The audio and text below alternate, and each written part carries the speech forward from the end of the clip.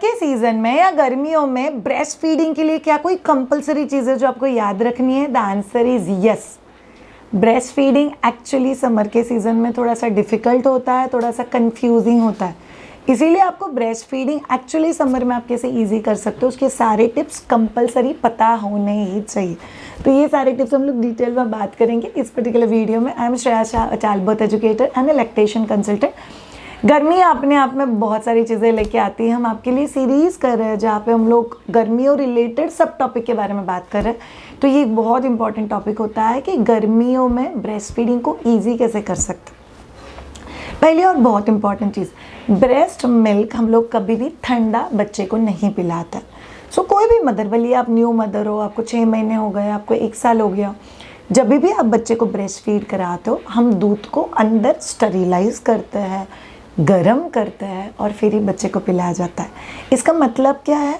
हमारा जो body heat है वो उस ब्रेस्ट मिल्क को गर्म करने के लिए यूज़ होता है। तो दूध गर्म किया जाता है और फिर बच्चे को पिलाया जाता है। बट ये जो हीट क्रिएट होता है, ऐसा नहीं हो सकता कि सिर्फ ब्रेस्ट में ही हीट क्रिएट हुआ है, वो पूरे बॉडी में हीट क्रिएट होगा। सो ऑन एन एवरेज आप जब भी बच्चे को दूध पिलाओगे, आपको रियलाइज़ होगा कि आपको बहुत ज़्यादा गर्म हो रहा है, आपको बहुत ज़्यादा स्वेटिंग हो रहा है, आपको बहुत ज़्यादा ऐसे पानी डिप हो रहा है लिटरली अंदर, और काफ़ी अनईजी होता है। एक दूसरा चैलेंज बच्चे को लेके आपको होगा, बिकॉज बच्चा पसीना यूजुअली हेड के यहाँ से ज़्यादा रिलीज़ करता है।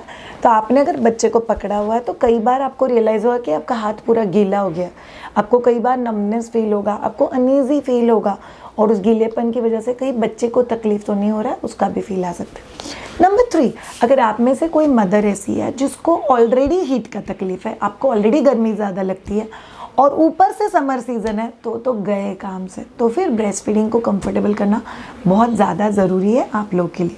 तो ये सारे टिप्स बहुत इंपॉर्टेंट रहेंगे, तो जानिए। Let's go one at a time.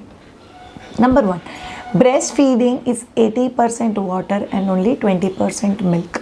सो अगर आपको चाहिए कि आपका ब्रेस्ट फीडिंग का जर्नी बहुत ईजीली और बहुत कंफर्टेबल होना चाहिए और आपका ब्रेस्ट मिल्क बच्चे के लिए कम नहीं पड़ना चाहिए, तो जो 80% हाइड्रेशन वाला कंटेंट है वो आपको फुलफिल करना बहुत ज़्यादा ज़रूरी है। सी गर्मी में यूजुअली ज़्यादा प्यास लगती है, तो बहुत सारे लोग क्या बोलते हैं, और एक्स्ट्रा हाइड्रेशन की क्या ज़रूरत है, मुझे तो वैसे भी ज़्यादा प्यास लगती है। नो, मैं ब्रेस्ट फीडिंग मदर नहीं हूँ, फिर भी मैं दिन का 2 लीटर मिनिमम पानी पीना ये मेरे लिए ज़रूरत है। अगर आप ब्रेस्ट फीडिंग मदर हो तो 2 लीटर पानी जो आपकी ज़रूरत है और ऊपर से 1 लीटर पानी जो बच्चे के ब्रेस्ट मिल्क के लिए आपको लगने वाला है, सो करीब आपका रिक्वायरमेंट 3 से 3.5 लीटर तक चला जाता है, जिसमें आता है प्लेन वाटर, बटर मिल्क, कोकम शरबत, नींबू पानी, नारियल पानी, नीरा, आप कोई भी चीज़ ले सकते हो। बट ये बहुत ज़रूरी है कि आप लोग पानी ज़्यादा पियो। एक डिसएडवांटेज इस चीज़ का, आप में से कुछ लोग माइट भी श्रेया की वीडियो देख के या माइट भी आपको डिस्कम्फर्ट हो रहा है इसके लिए एसी और पंखा कॉन्स्टेंटली चालू रखते हो। बट अगर एसी और पंखा चालू है, उसकी वजह से आपको प्यास लगी है, ये रियलाइज़ नहीं हो रहा है, तो फिर आपका पानी का इंटेक कम हो सकता है, जो ब्रेस्ट मिल्क के लिए ठीक नहीं है। इसलिए बहुत ज़्यादा ज़रूरी है कि आप आपके बच्चे को अगर ब्रेस्ट मिल्क पिला रहे हो या आपका दूध पिला रहे हो, तो आपके बच्चे को ब्रेस्ट मिल्क का जो वाटर कंटेंट है वो बहुत अच्छे से मिलना चाहिए। सेम पॉइंट में और एक चैलेंज है, अगर आप लोग उस चीज़ का ख्याल नहीं रखते हो तो आपको स्किन ड्राइनेस होने के चांसेस बहुत ज़्यादा होता है। इसीलिए आपको खुद के वाटर इनटेक का एक्स्ट्रा ख्याल रखना है। नंबर 2, ब्रेस्ट फीडिंग मदर कोई भी डार्क कलर के कपड़े नहीं पहन सकती अगर वो समर में मामा है और वो समर में ब्रेस्ट फीडिंग कर रही है तो। सो कोई भी स्कार्फ, स्वेटर, वुलन का कोई चीज़ या डार्क कलर के कपड़े, nothing is allowed. Best is light pastel shades, yellow, green, white, light grey, light peach, light pink, ये जो बहुत ब्यूटीफुल से पेस्टल शेड्स होते हैं, वो सभी चीज़ें आप लोग पहन सकते हो। याद रखो, ब्रेस्ट फीडिंग मम्मा को हार्मोनल इम्बैलेंस की वजह से वैसे भी बहुत सारे चेंजेस होते हैं बॉडी में। ऊपर से अगर आप लोग वैसे कपड़े पहनोगे जिससे बच्चे को बहुत ज़्यादा गर्मी होती है, तो बच्चे को तकलीफ़ होगी, वो अलग। मम्मा वैसे कपड़े पहनेगी जिससे मम्मा को भी बहुत ज़्यादा तकलीफ़ होगी, तो मम्मा को जो तकलीफ़ होगी उसमें गमोरिया, rashes, piles, redness, skin rashes, heat rashes, ये सभी चीज़ें मम्मा को हो सकती है। इसीलिए आपको थोड़ा सा ध्यान रखना है।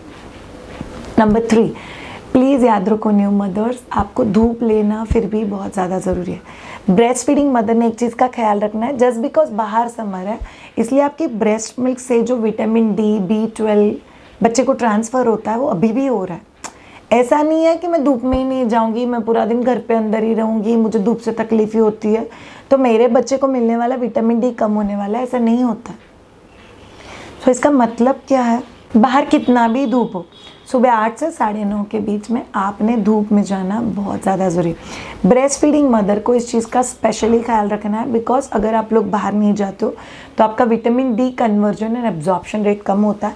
अगर आपका विटामिन डी का एब्जॉर्प्शन रेट कम हुआ तो इसका मतलब आप बच्चे को जो भी विटामिन डी दोगे वो खुद के बॉडी को कॉम्प्रोमाइज़ करके दोगे, विच इज़ नॉट अफोर्डेबल। तो ब्रेस्ट फीडिंग मदर ने कंपलसरी ध्यान में रखना है कि गर्मियाँ भी है तो भी आप लोग को धूप में बैठना ही है। कड़क प्रिकिंग वाले धूप में मत बैठना, बट आप लोग का धूप में बैठना बहुत ज़्यादा ज़रूरी। नंबर 3, न्यू मदर्स को, स्पेशली ब्रेस्ट फीडिंग मदर को ध्यान रखना है कि आप दूध बढ़ाने वाली चीज़ें लिमिट में खाओ।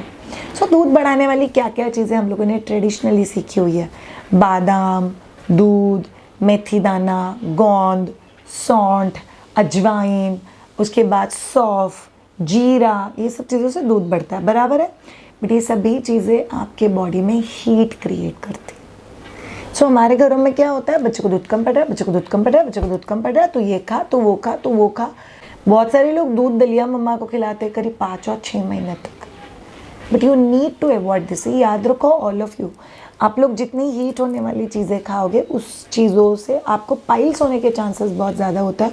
एक तो आप ब्रेस्ट फीडिंग मदर हो, आपको दिन में 7 से 8 बार करीब बैठना है 15 से 20 मिनट के लिए। अगर आपको पाइल्स का तकलीफ हो गया तो आप लोग कंफर्टेबली नहीं बैठ पाओगे, it will become highly uncomfortable for you.